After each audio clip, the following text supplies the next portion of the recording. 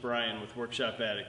You just saw me using the Blue Point tire inflator and digital PSI gauge sold by Snap-on my Camaro. What a wonderful tool it's been to use and to just try out on different vehicles. It's been very accurate, but a little backstory behind why I have this meter. About a week ago, we were up in the UP. Tire warning came on my truck.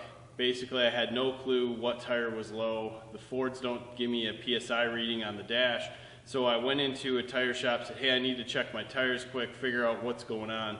They pulled out this Blue Point tire meter, and I pumped up my tires. Everything was accurate down to 1/10 of a PSI, at least on the gauge. So I knew I was really close, closer than I've ever been with any other type of tire gauge.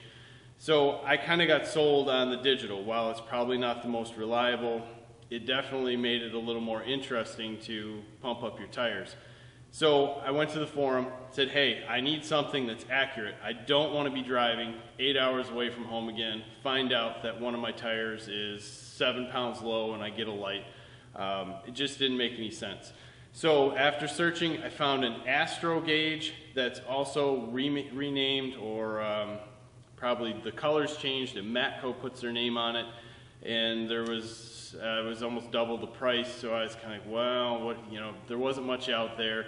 And after reading a little more, I know a lot of people don't like Blue Point. Blue Point is not made by Snap-on. This unit is made in China. And they are fairly unclear on the warranty on this. It doesn't say anything on the page, and if you have information on the warranty, please put it in the comments. I'm interested. When I opened the packaging, there was no paperwork inside, nothing to tell me anything about it, so I had to rely completely on the box, which has some information. I mean, come on, it's a tire gauge. But the basics of it.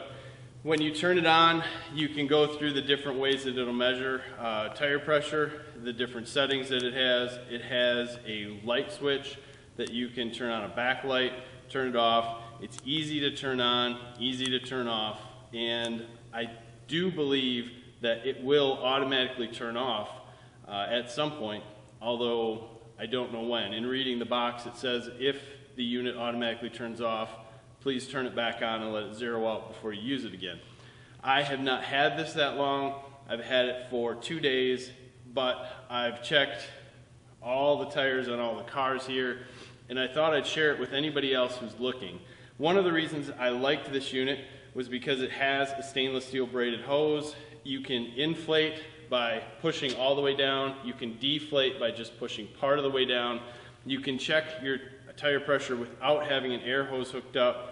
You can deflate without having the air hose hooked up.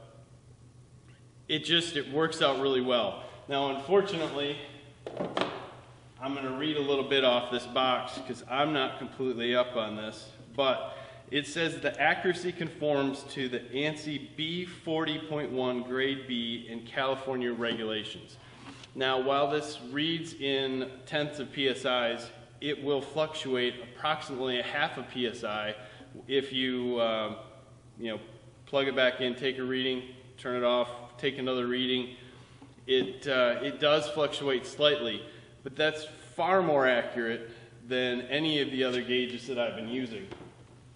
In fact, this is the slime gauge that failed me that's about to hit the trash. It has been used for a couple years, but 10 PSI off is not going to cut it in my book. So if you're out looking, please tell us if you found something different. Mine was $117 on sale. I see today when I went back to read on it, it's at $130, excuse me. If somebody has the Astro one or the Matco one, please let me know.